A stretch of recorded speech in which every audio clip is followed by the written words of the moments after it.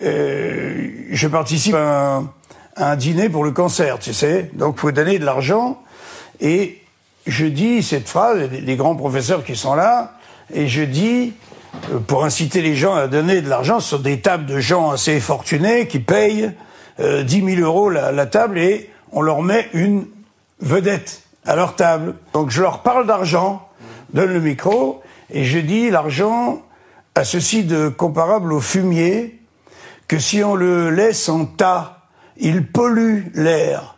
Mais si on le disperse dans le champ, il donne des moissons merveilleuses. Le professeur qui est là, il tombe par terre de cette phrase. Il me dit, mais c'est extraordinaire ce que tu as dit. Tu sais que tu peux compter sur moi, quoi qu'il arrive. Le lendemain, j'ai le téléphone de ce professeur. Et la concierge de l'immeuble, qui est portugaise, a un neveu au Portugal qui a un cancer de la gorge. Il arrive, il a le menton levé, il a une boule d'ici jusqu'au sternum. Il peut même plus baisser la tête. Qu'est-ce que je fais?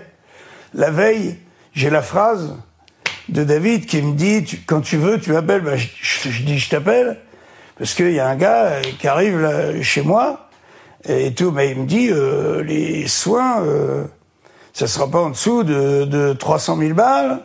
Ben, je lui dis, ouais, je les ai pas trop, mais c'était une période où t'étais ruiné, complètement ruiné. J'ai dit à mon frère, il va falloir qu'on creuse un trou, parce que j'ai besoin de 300 000 balles. Et le professeur me dit, mais pourquoi tu vas donner cet argent à cet homme que tu ne connais pas? Et donc, j'ai dit, bah parce qu'il a tapé à ma porte. Il me dit, ah bon? Bah je dis, ouais, je vais pas acheter 300 000 balles par le balcon. Je vais pas les foutre rien, je les ai même pas. Il va falloir que j'emprunte. Et il me dit, ce professeur, tu te rends pas compte? Ce que tu viens de me dire, c'est énorme. C'est un médicament bien plus puissant que toute ma science. Tu vas faire quelque chose pour cette personne qui n'est pas de ta famille. Je souris, mais c'est pour pas pleurer, hein. Sachant d'émotion.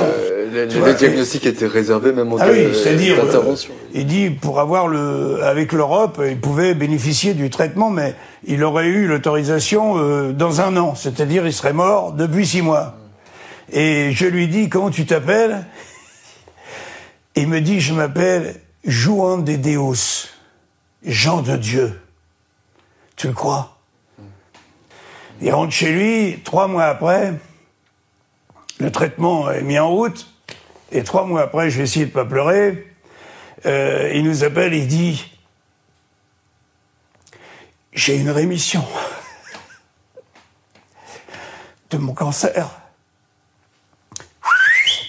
Plus rien. Ok. Après cette bonne nouvelle, 1 semaine après, on me propose une pub à 400 000. Est-ce que tu crois ou pas?